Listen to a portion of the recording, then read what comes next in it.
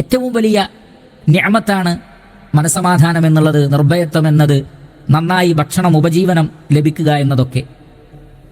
പക്ഷെ അതിനോട് നമ്മൾ നന്ദി കാണിക്കണം. അല്ലാഹു സുബ്ഹാനഹു വ തആല ചെയ്തു തന്ന നിഅമത്തുകളോട് നന്ദി കാണിച്ചുകൊണ്ട് വിനയാന്വിതരായ നന്മ ചെയ്യുന്ന അടിമകളായി നമ്മൾ മാറുകയാണ് വേണ്ടത്. എങ്ങനെയാണ് അള്ളാഹുവിന് നന്ദി കാണിക്കേണ്ടത്? അള്ളാഹുവിന് ഇഷ്ടമില്ലാത്ത കാര്യങ്ങളൊക്കെ ചെയ്യാതിരിക്കുക, അള്ളാഹുവിന് ഇഷ്ടമുള്ള കാര്യങ്ങളിൽ മത്സരിച്ചു മുന്നേറുകയും ചെയ്യുക, അള്ളാഹു കൽപ്പിച്ച കാര്യങ്ങൾ പ്രാവർത്തികമാക്കുക, അള്ളാഹു നിഷിദ്ധമാക്കിയ കാര്യങ്ങളിൽ നിന്ന് വിട്ടുനിൽക്കുക. ഇങ്ങനെ അള്ളാഹുവിനെ അനുസരിച്ചുകൊണ്ടും അവന് കീഴൊതുങ്ങിക്കൊണ്ടും ജീവിക്കലാണ് അള്ളാഹുവിനോട് നന്ദി പ്രകടിപ്പിക്കുക എന്നതുകൊണ്ട് ഉദ്ദേശിക്കുന്നത്. എന്നാൽ അള്ളാഹു ധാരാളക്കണക്കിന് നിഅമത്തുകൾ ഭൗതികമായും ആത്മീയമായും മതപരമായും എല്ലാ അർത്ഥത്തിലും നൽകിയിട്ടും മനുഷ്യർ നന്ദികേട് കാണിക്കുകയും തിന്മ ചെയ്യുകയും തെറ്റുകൾ ചെയ്യുകയും അള്ളാഹുവിന് കോപമുണ്ടാക്കുന്ന പ്രവർത്തനങ്ങൾ കാഴ്ചവെക്കുകയും ചെയ്താൽ പിന്നെ സംഭവിക്കുന്നത് എന്താണ്?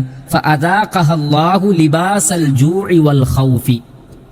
ഭയപ്പാടിന്റെയും വിശപ്പിന്റെയും വസ്ത്രം അള്ളാഹു അവരെ ആസ്വദിപ്പിച്ചു, അഥവാ അവരെ ധരിപ്പിച്ചു എന്ന് പറഞ്ഞാൽ അവർക്ക് നിർഭയത്വമുണ്ടായിരുന്നു, സമാധാനമുണ്ടായിരുന്നു, പട്ടിണിയില്ലായിരുന്നു. എന്നാൽ അള്ളാഹുവിന്റെ നിഅമത്തുകളോട് നന്ദികേട് കാണിച്ചപ്പോഴോ സമാധാനം നഷ്ടപ്പെട്ടു. പകരം അള്ളാഹു അവർക്ക് പേടി നൽകി.